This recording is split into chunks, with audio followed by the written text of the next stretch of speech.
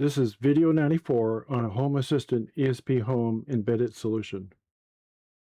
We recently purchased a generic ESP32-C6 device. This module provides a single-core MCU but without any PS RAM. But it does include an IEEE 802.15.4 radio, which means it supports Thread and Zigbee. We thought it would be interesting to explore Zigbee on Home Assistant. And with the June release, we will also briefly look at the new ESPHome Device Builder. For our test rig today, we wire the ESP32-C6 device to an ILI9341 LCD display. Finally, to test Zigbee, we added a push button to a pin on the ESP32-C6 device, and this becomes a binary sensor. As this channel covers multiple small system solutions over time, please subscribe to stay informed and click like, as that really helps. Our ESP32-C6 device follows the generic DevKit C-1 model. It has 512 kilobytes of SRAM, but, as we said earlier, no PSRAM. Our particular board includes 16 megabytes of flash. And of course, it has the Zigbee radio. While reading the ESPHome online documentation, we learned that the Home Assistant requires a Zigbee coordinator.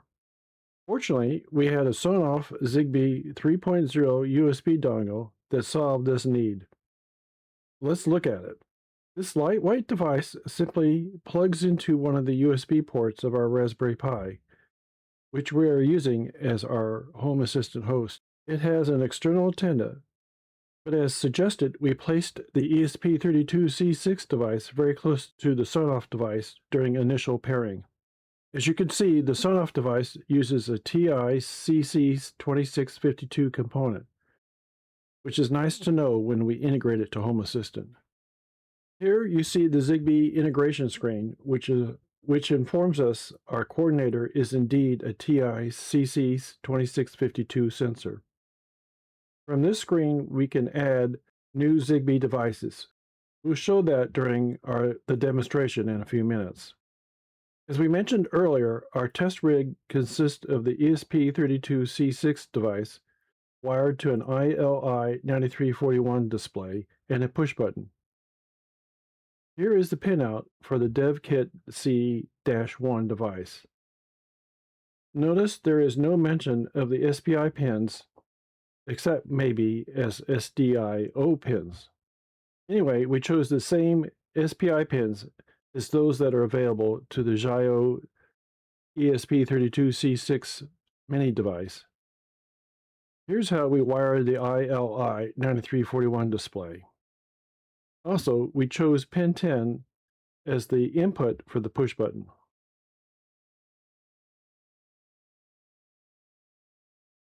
First, we'll show the ILI9341 display with various widgets. Then we'll show the Zigbee Map. Finally, it's not obvious how Zigbee devices are added, so we'll remove the ESP32-C6 device and pair it with the coordinator. Okay. To show the LVGL display, we'll reset the ESP32-C6 device and reconnect.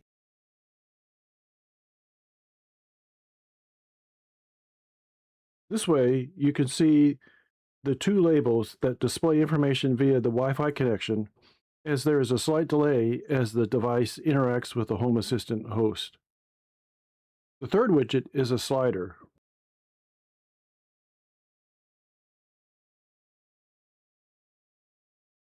which is only here to help you set up the touchscreen's transform settings.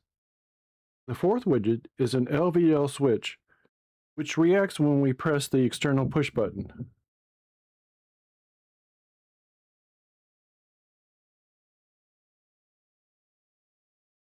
Okay, let's show the Zigbee map. We'll begin by looking at the Home Assistant overview screen, and we will navigate to the map. To do that, we click on Settings. We look for our Zigbee settings. And when you bring that up, one of the features is Show Map. You can click on the Show Map button and you see a close-up view of the two devices. We'll turn the scroll bar on our mouse, and now we see the two devices, and we see that they're paired because there's a line between them. We can move our cursor over the Texas Instrument device, and we can see that it's a coordinator, and we can move our cursor over the Test C6 device and see that it's an end device. So the Zigbee Map is very nice. Okay, let's navigate to the ESP32-C6 device using the integration screen. So we'll click on Settings, we'll click on Zigbee. Here we can see the two devices. Let's select our ESP32-C6 device. And you can see that it's nicely configured in the Zigbee network. But we're going to remove it and show you how easy it is to add it. So we're going to remove it. We're going to click the Add Device button, which will begin searching for it. And you can see it's quickly found the Zigbee device. Okay, the configuration is complete, and now the device is ready to use.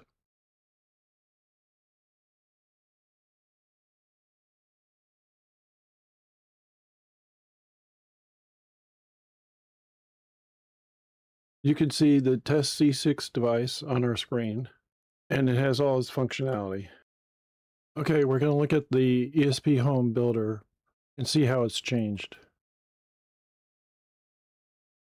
So immediately you see that the ESPHome overview display is a lot different from before. It's compact.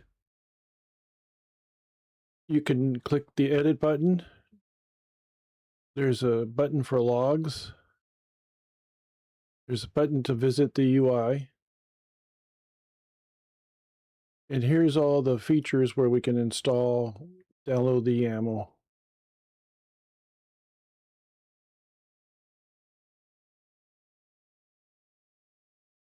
Or make other changes to our system.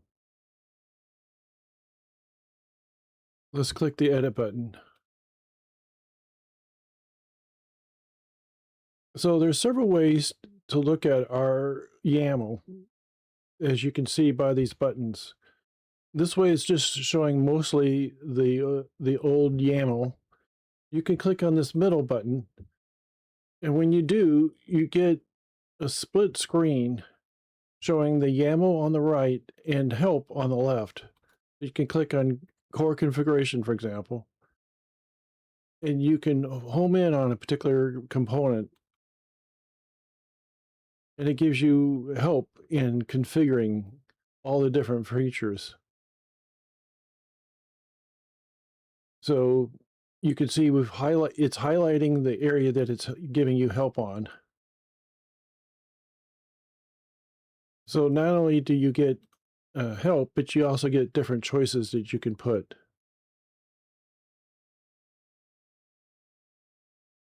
Here's the logger. Notice that I've configured this for info. When I configured it for debug, the default, it gave me errors, so I just went back and changed it to info, and there's no errors. Here's the native API. So each section now has a very sophisticated set of help.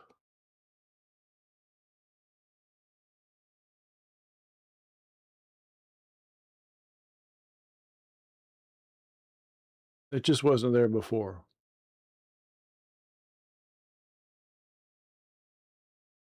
Including the components. So that's the most interesting one.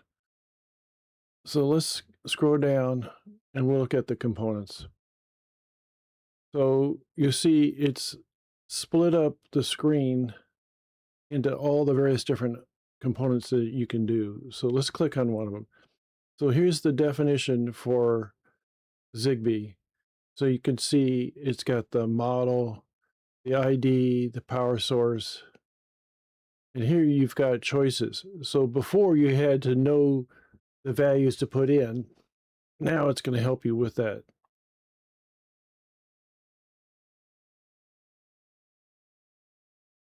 Now, this is not perfect. You can still do things the old way by coming over into the YAML and editing it directly in here. And I had to do that in several cases because it didn't quite perform the help that I was expecting. But still, it's a good start and it's very helpful. Now, when it comes to LVGL, you can see that it doesn't have a structured editor like it did for all the other components, and that we need to edit directly into the YAML. But still, I really very much like the new ESPHome Device Builder. That gives you a brief look at it. We hope you found this presentation helpful. Hopefully, you can now use your ESP32-C6 devices in your Home Assistant system. Thank you for listening.